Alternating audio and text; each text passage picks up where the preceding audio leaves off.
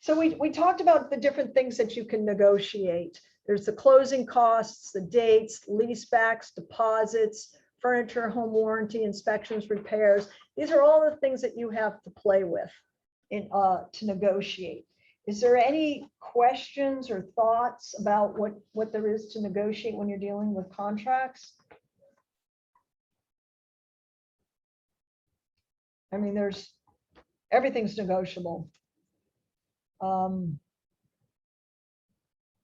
Occupancy date, method of payment, legal costs. I don't know, with the new contract that will take place on November 1st, if you can separate the appraisal thing of the loans. Sure, you can add anything you want to a contract. Now, it'd probably hurt us if you do. I don't know, we'll have to see what happens. That contract used to be that way. And then they separated it. And now they're putting it back. So to me, it's no big deal. I actually prefer it. I've got something right now. The appraisal was due. I don't know, it's a long story, but they keep pushing the date. I'm supposed to close on Friday and I don't have the appraisal back. You really expect my seller to be packed? I don't think the house is going to appraise. So the deal will fall apart. That really should have been done because I got the mortgage commitment. Now it's subject to the appraisal. I don't know why they're dragging their feet and getting the appraisal. I think there's a game being played. So I'll be happy that that goes away. So we talked about preparing offers. The better the offer, the better the chance of getting the deal through. So we've discussed that. The more you can bridge that gap, right? You've got a buyer, you got a seller, you want to bridge that gap. The more you can bridge that from your buyer up front, have less things to negotiate, the better off, the stronger chance you're going to have of getting your deal through. So prepare strong offers.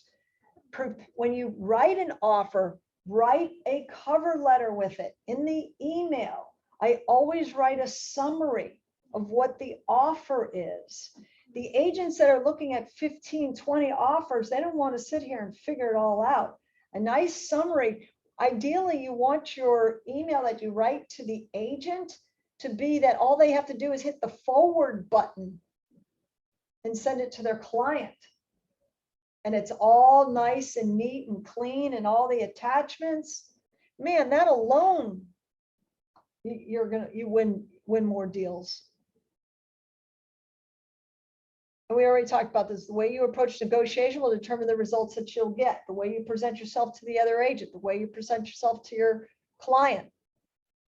Rounds of negotiations. We talked about this a little bit in the beginning. You really want to keep it down to 4. Really, ideally, I think it's 3. The more time rounds of negotiations, more opportunity to lose. That just seems to be a bit much. 4? Just to Oh, it's exhausting. go back and forth, back and forth. You may counter offers, this kind of thing.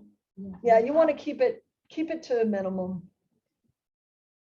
I just wanted to ask, is it a good idea to call a listing agent first?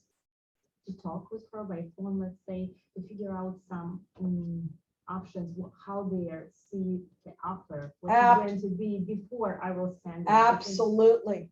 That's what you do. You want to know as much as you can. If you look at this, your first offer, there are many times that I get an offer.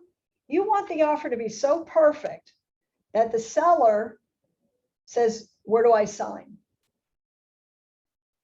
Now I just did this Monday. The offer was so good. I was representing the seller. The offer was so good. He's like, there was only one little thing in there. And he's like, I'm afraid to make a change or negotiate it. Because if I sign it, we have a deal, right? I'm like, yeah. Because I just want to sign it. I don't want to lose this. That's the level. If you can get your contracts to be perfect, and you're only going to be perfect if you know what the other side wants. You should never send a counter offer over to an agent without picking up the phone and explaining why or what the counter offer is. Do not do this by text or email, pick up the phone. You always put it in writing. You can email it and then pick up the phone and tell them. Conversation. You can't know what the other person's thinking unless you hear what they have to say about it.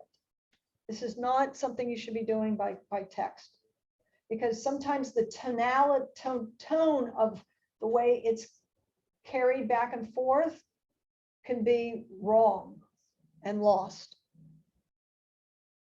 When negotiation fails, at the very least, we have intelligent, non-combative, non-negotiological dialogue. And I say, sorry, we couldn't pull this one together, and I know we'll be able to in the future. So when things don't work out, I can tell you as a listing agent, I have to say goodbye to a lot of agents, say, sorry, Charlie, you lost. Better next time. You want to let them down gently. And we're all human beings. And I can't tell you how god awful it is to find out I didn't get a deal. And I find out after the agent put it in the MLS that it's contingent, didn't give a courtesy call to tell me that we lost. That's like wrong. Don't do that. Take the time. You can put it in an email. Dear so-and-so, I appreciate your offer, and let them know maybe why they didn't win. The other one had better terms, you know, whatever it may be. Make them feel, show your gratitude that they made the offer and that you hope that we can do business in the future. That just speaks volumes right there. I can't tell you, because you know, we lose so much, we shouldn't be beating each other up. Does that make sense? Oh, yes. Be nice to one another. I hate losing. So putting it all together.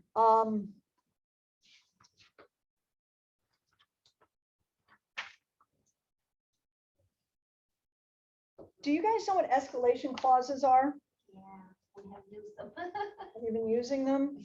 You're familiar with them? It's amazing to me, still out there today in this market, so many people don't know what escalation clauses are.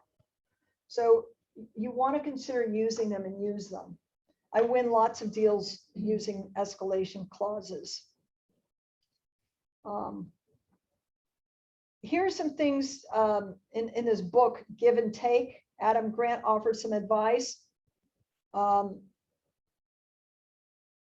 People who make the first offer get better terms that are closer to their target price, because when the number is on the table, both parties begin to work around it. This is a concept of anchoring the price. It sets the stage and provides control in negotiation. So you want to get your offer in as soon as you can. As a matter of fact, this offer that I just put together, they made the offer without even seeing the house. Now they came to see it because I would never accept an offer, but they came in strong. And so it's hard to ignore that first offer. The first offer is always going to set the stage. Don't counter too low. So to protect yourself from a lower number, slow down with your response. You can redirect the conversation. You can redirect the conversation until you thought your response through. So get the buyers when they're hot. Their opinions. Mhm. Do you think at this market it's wise to put 24 hours time for acceptance, or maybe it's not that smart this time? Because I felt that last year it was okay, but now I don't know. What would you do? What would be if you didn't do 24 hours, what would you do? 48. Personally, I don't think it matters. I don't even look at that. I could care less what they wrote. You tell me 6 hours, I'm going to ignore it. I'm not going to be pressured. I don't think 24 hours. I think most agents put 24 to 48. I probably would favor 48 hours. So it's Quite frankly, what I do is I write upon presentation. what? Upon presentation, which basically means I have the rights after you've presented it to cancel, but you can cancel the contract anytime anyway, so it doesn't matter. Yeah, but is it too maybe not smart to put 24 hours. That's Like what too I'm asking. aggressive, you mean? Yeah. I don't think it matters. I really don't. I ignore it. If you know that it's going to be multiple offers, that's why it's important to have a conversation. When are you presenting the offers? Then you know, then you can put 48 hours. If you know you're the only offer and you get it to me and I'll present it now, then 24 is appropriate. How fast is your client going to sign the contract? That's another one. Are they going to sign it right now? I find many times I get contracts that says 24 hours and it's already the next day. They drag their feet. So probably 48.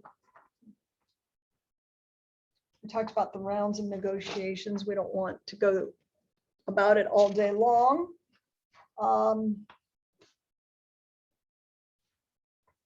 What can we do to make the offer more, in a multiple bid, you're unsure of what it will take to make a strong offer. So we talked about what you can do. Call the listing agent. You know, some of the things that I do is I always want the seller to feel good. So in my cover letter, do you ever think about saying something like, "Dear Mr. and Mrs. Seller, my clients fell in love with your backyard, the trees that," you know, paint a picture to make them emotionally attached. Like they really appreciated the your ugly walls. They really appreciated your teal green walls. I don't know, something, you know, My clients that's actually wrote a letter to the sellers. correct. You can write letters to sellers. You just have to be careful with it. It can't be like, I can't wait to You be mean as a singing. buyer's agent, as a buyer. No, having the seller. So I do have the sellers write letters and I edit them. You know, when it starts to go into my 4 children, Bobby, Billy, Mary, and Joey can't wait to run around the Christmas tree and play with the trains. You know, you're talking religion, you're talking Yeah. children, you've got to be very, very, very careful with that. But there's nothing wrong with making, this family's being relocated from Timbuktu. They fell in love with the neighborhood. They liked how well you took care of the home. They felt the love Yeah. that's in it. All that you could do. But as a listing agent, that I have already spoken with a buyer's agent, or as a buyer's agent sending with my offer this letter? Buyer's agent sending. So I ask my sellers to write something about them, why they're making the move.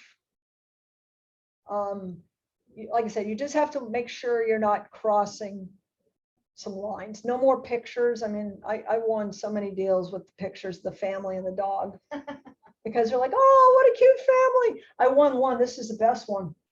I sold a house in Gainesville. I had the listing agent show the house to my client in Gainesville. My family wrote how they love Florida, and they had a picture of their family all in blue and orange. They love the football games and they can't wait to go up there for the football games. And we weren't the best offer. We were a mortgage and we were less money. But the seller wanted to sell to a family that likes football, that had kids, because she lived there 30 years and the neighbors had young kids, and she promised them she would sell it to a family with young children. Now I crossed every line. This is before they told us I was crossing lines, but I won.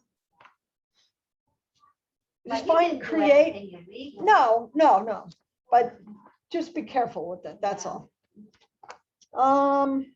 And we talked about, you know, being gentle when you reject offers to the other agents, be respectful, that they took the time to write the offer, and the grief from their buyer, and probably got beat up because they lost and their agent doesn't think, you know, it's always us, our faults.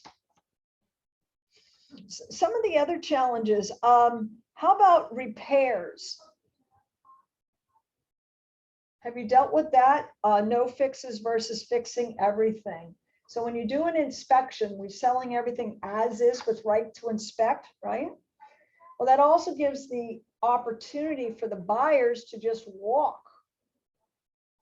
So what about having a conversation during that consult or when you're writing the offer, Mr. Buyer, you know that you're buying this as is. So unless the roof is leaking like a sieve and the house is being eaten up by termites, we're not going to be asking for anything. Are you okay with that? Again, you're shortening the bridge of opportunity for things to fall apart. This is where we lose a lot of our deals, is the inspection period, and handling it up front will save you. You know, if they think for a moment that they're going to bid high, get the deal, and then ask for $40,000 price adjustment because it's an older house. So you as the buying agent need to let them know that. Because in the seller's mind, they're not doing anything. Right? In the buyer's mind, they think the seller's going to do everything. So bring that in control. Some other ways you can handle repair items. Do you know about home warranties? Yeah. Tell the buyer, you know, you can buy a 1-year home warranty. Maybe you can get the seller to pay for that when you're negotiating. Say, hey, you know, instead of making the repair, why don't we ask the seller to buy you a 1-year home warranty that'll cover more items? Just an idea. Yeah. Probably cheaper too. And cheaper. And then it becomes a win-win for everyone if you do that.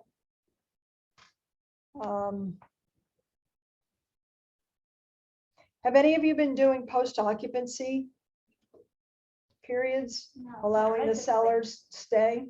Theoretically, but in practice, does it work? I mean, that the dangers that they may ruin something. Try not to do it, but know that that's an option. Just keep it in the back of your mind. If it's necessary, offer it, and you can do that. You can only go up to 60 days with that. And this packet that I'm going through right now, it has all these scenarios and ways to handle them. It's just too much to go through each one. I'm going to read, see, I don't know what I gave you. That's part of it. Well, let me see what I have here.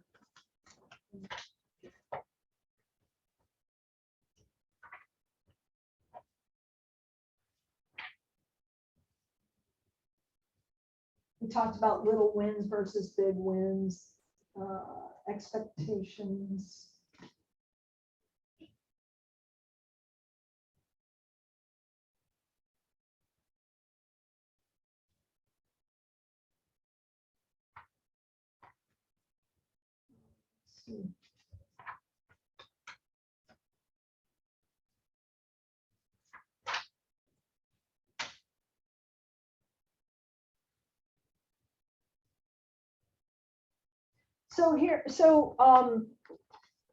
What happens many times in negotiations start to fail. You know, you're going back and forth and it feels like you're losing. So how do you deal with that? And the best way to deal with that is to bring them back to their motivation. So that is why it's so key in knowing why is it that your seller is selling. So for example, bring your client back to their motivation, their wins. And the way you do this, what's most important to you at this moment, Mr. Seller? The back door being fixed by this, or even to the buyer. Let's say this is to the buyer. What's most important to you, Mr. Buyer? Having the back door fixed by the seller or being able to move your family into the house for the new school year? So you're bringing it back to their motivation, needing to be in the house for school. So by knowing that motivation, always keep that in your back pocket and always circle around back to it. It's so important. This works with the co-op agent as well. I can appreciate that you want to get this deal done for both you and your client and yourself. So let's see how we can work this out together. How does that, sound? How do we work together? How can we share in this? How do we make this work? So really, all of this is about win-win, bringing it so that everyone wins. Nobody feels that they totally lost.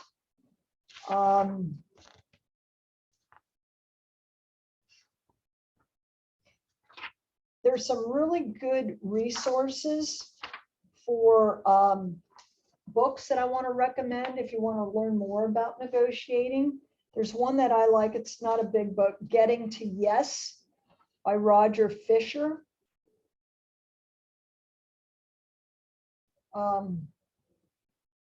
Robert Fisher. Roger. Another one, Secrets of Power Negotiating by Roger Dawson. Anything that you can read about negotiations will help you become a better negotiator. And think about next time you ask for anything, you're negotiating. Just keep that and have fun with it. Read these tactics and learn to identify the tactics. And you'll know, oh, they're giving me the silent treatment. They just gave that to me and shut up. Have fun with it. Now I know what they're doing. Or they're going, ah, they're play with it. It's fun. It Gotta really, work on the really, kids. really is. Practice on the kids. They're the masters of They negotiation. are. They really are. Even dogs. Dogs Yeah. even know how to Yeah. negotiate us. Oh, geez, the dogs are the best. They know how to do this. Is there any questions you want or anything you want to go over with negotiating any aspect of contracts or questions for buyers, sellers? Sure. Okay, back to the appraisal for contracts. When you're putting in an offer and say you're doing a conventional loan. Yep. How do you do no appraisal contingency? Is that possible? Sure. How do you do? Just that? right in there. No appraisal contingency. This contract's not contingent on appraisal. But then how does that work? On the How would that work for the On buyer? the last page at the bottom, just say this contract is not contingent on appraisal. The buyer will pay in cash the difference between what it appraises for and purchase price. Now So you- gotta really kind of think about what the house is gonna appraise at. Correct. How Now much that they're- you can do other things, you can add another layer and say, in the event the house doesn't appraise for at least Yeah, I did that. a and bottom, they put a were like- floor. They were like, no, they want no appraisal contingency. Most of them at want all. no appraisal contingency. I personally would like to see a floor. Mhm. I know that I put in a floor. Yeah, because I'm like, okay. well, What if you get a rogue appraiser that comes in 300,000 less? But if they're willing to pay cash, that this should not matter. No, it was a conventional. So a conventional mortgage and adding the appraisal contingency. They would just have to come out of pocket. And every buyer may only have, let's say the buyer says, I have $25,000, that's it. So I can only go 25,000. You got to deal with what the buyer has. Yeah, well, I tried that and I was specific on as long as it appraises at this number, we'll pay the difference, Yeah, and the price seller, and- if there's multiple offers, There were 20 offers. yeah, so you're not going to win. We got it. Oh, then you Yeah, won. we won. But, yeah, we ended up without an appraisal. You know that when you win, you're the biggest loser. Yeah. Now think about it. You won, you made you paid the highest, Yeah, you gave the best terms, so really you lost. yeah. Why? I don't know. You won because you won the You paid bid. the most. but you paid the had most. Shortest amount of You time. didn't to get the best deal decide. for. You didn't get the best You got the deal. worst You got the deal. worst deal. You had the worst deal. In order to win, you have to, You were the You- biggest sucker. you're the biggest sucker. Yeah, wow. Yeah. But- Yeah, but your it's client got the You've house. done that, Correct, yeah. Correct. In today's market, you're the biggest loser. Yeah. And that's how you're gonna win. Yeah. Anything else I can answer you guys out there? Any If questions? if the house does not appraise for the price, what is the range? If the house doesn't appraise, then buyer's out of the contract. Assuming, you can't assume that. Assuming the lender says that's the case. You see, the appraisal, the bank decides this, Mhm. okay? If the house appraises for 500 Mhm. and you sold it for 525, the bank may say, okay, we're cool, we don't care, we're gonna continue to do the deal. The buyer can't get out. If the bank then says, we're not lending the money because it came in at 500, we'll only do it if the buyer pays the gap. That's the The difference. bank can actually decide Absolutely. If you read the fine print, the fine print and the where, contract, the as-is contract? and under the finance, I'll assure you that many times a buyer will put 50% down. I'm making it up, but a buyer puts 50% down, they're getting a loan. The bank doesn't care that it They've didn't already got appraise. the equity. So don't just, Okay. you don't assume that it's an out. It's only an out if the bank denies them finance because of the appraisal. If the bank doesn't care, Then you're still in the contract. you're still in the contract. A lot of people don't know Did that. not know that. A lot of people don't know that. We Did not. all listen because we talk like this appraisal. Like "Eh, the it didn't appraisal's gonna appraise." either it's gonna appraise and you get the house, or it's not gonna appraise and you don't get the house. But if there's the equity there and the bank's gonna not And I lose can't money tell if it you- I forecloses. can't tell you that it's 40%, it's 50%. Every case is different. Every person, if the guy's got $1 gazillion in the bank and the bank doesn't care because they think it's real low risk. So there's no magic number that I can tell you that at 50% it doesn't matter, at 20% it matters. It doesn't work that way. So what we do is we have to know for sure what's the, how much the buyer can afford. Correct. So now I have a very. Or afford. And there's a Willing, difference willing, between willing. Yeah, that's true. Willing. Yeah, So Willing, this is something. afford you and should let your willing. buyer- yeah, yeah, it's different. Willing. Yeah. This is something you should let your buyer know now. If it doesn't appraise. it doesn't mean you you're get to still on the bail Hook. unless you have the Unless the appraisal financing. contingency added. Okay, the basic language of the contract Oh, unless you states check off. Unless you. that Contingent the on appraisal, addendum, Okay. there's an Yeah. addendum, that changes it. Okay, if you're not just going with the lender. If you go with what the Okay. body of the contract says, Okay, good to know that one. Okay. because that check, You that could really screw box. something up there, not by not knowing that. Yes. Okay, thank you. We learn by our mistakes. I've made many, Yeah, that's a good one. there's lots of Good them, mistake to lots make. of hidden things in there. Anything else I can answer for you guys? Go ahead. 2 questions. Mhm. Question number 1. May I call you if I have a question? Sure. And number 2, what is your phone? I'm gonna give you my cards. Yes, you can call me. Yes. Oh, and by the way, if you have any business in Boca Raton or South and you need help, you can call me and refer. We will gladly pay referral fee. My husband works in thank you. Boca. Okay. How is, Thank you so much. how is it in Boca for you, clients in Boca? Are they- In what are they regard? Very Are friendly? you 1 story, 2 stories, or what is that? Yeah, I have fun with my name. yeah, yeah. They're no different than they are here. No? We got nice people, ugly people, friendly people. Same. They're all the same. Yeah, It's not a different market there. Yeah. they say that may, I don't know. I don't know if it's true. It's a little more snobbish, maybe, I don't know. You know what? I work with the people that I'm attracted to. Yeah, So if I don't like someone, I don't work with them. Oh, right, okay. yeah. There's people that, I mean, one person came to the open house. Well, I don't even want to try to ask for her help or even offer my services. It's just a vibe that I had. Yeah, You know, I mean, you want to work with someone that you feel you can work with.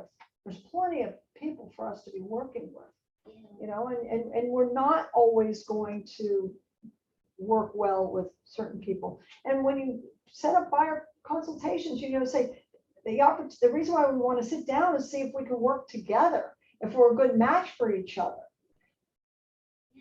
Yeah. And it's okay to fire people. We hear that so much at Keller Williams. It's so It- crazy. Yeah, I mean, I've probably fired 3 people in 32 years. Because I have thick skin and I tolerate a lot.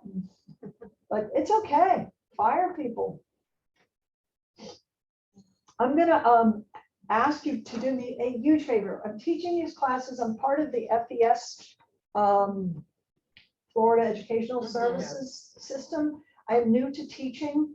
They just asked me to teach, so this is the second time I'm teaching this class. We're going to write how awful you are. And I need you to write how awful that I am. I Yeah. need 100 reviews for them to even consider me for the next level.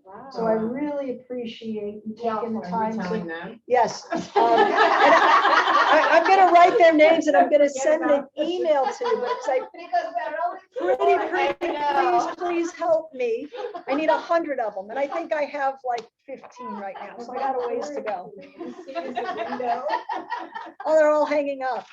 I know who Sarah, you you are. have been wonderful. I cannot begin to tell you how many little tips I picked up from you. So thank you so much. I'll make sure Oh, my to put enough pleasure, for my you. pleasure.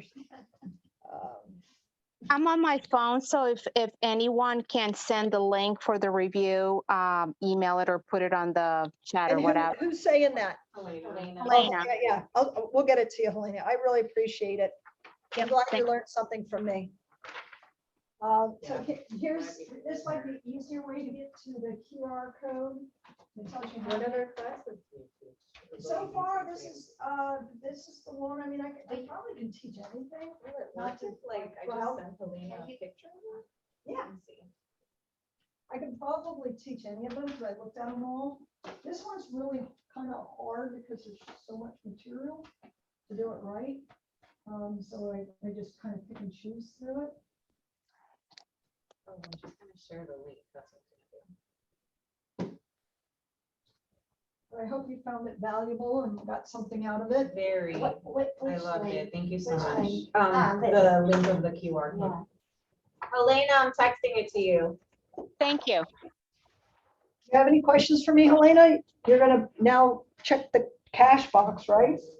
Absolutely. That was like, it still hurts because we did such an aggressive offer. And I was debating about it kind of like towards the end and I missed my chance. So that is worth a So bazillion. how many thousands of dollars did that cost you? That was a 3% on like an 800 and something. Yeah. Ouch. Yeah.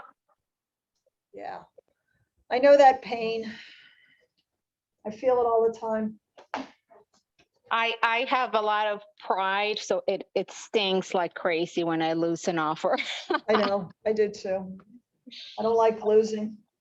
I'm Yeah. probably in the 90 percentile in winning. Scroll down to instructor not in drop down.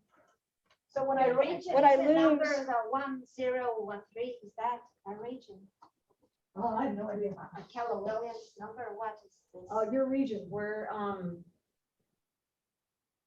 South Florida. South Oh, Florida, okay. South Yeah. Florida. And you guys are all gonna do your market summaries. This is your cheat sheet to know what's going on in the market to make Yeah, yourself look like an expert in the MLS, right? Mhm. You're gonna walk around and say, hey, there's 1,100 homes in West Palm Beach for sale. You know your numbers. So the time is the 3rd, the color is in person. And what is the name of the course? It is win-win negotiation. I think I even write the answers on that sheet. Oh, fun. Oh, right. I'm making it fail-proof. But I need so, 100 of these. so, No co-instructor, right? Nope, just me. oh, well, the type is Market Center. It's not the one that you said. Oh, what does it say? Market Center. That's Oh, your, event type markets. Well, this is a market center event.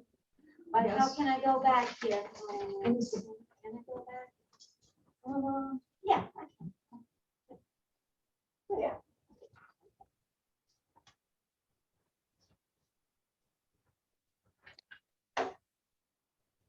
When I was driving up here this morning, I got on Palmetto and it was like a parking lot. I'm like, uh-oh.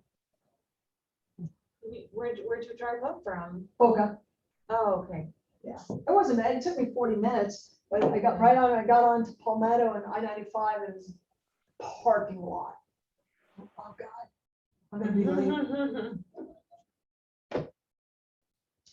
Oh, come on. Let me see. W and T overlaps the letters.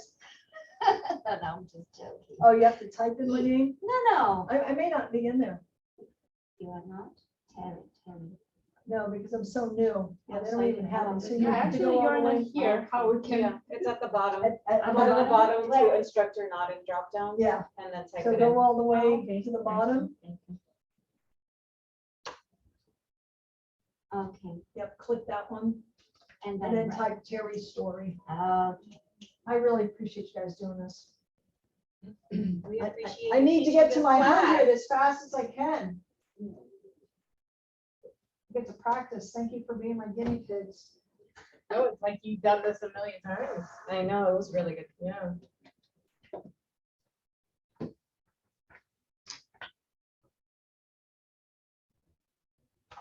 I'll go get this to Rachel and Becky.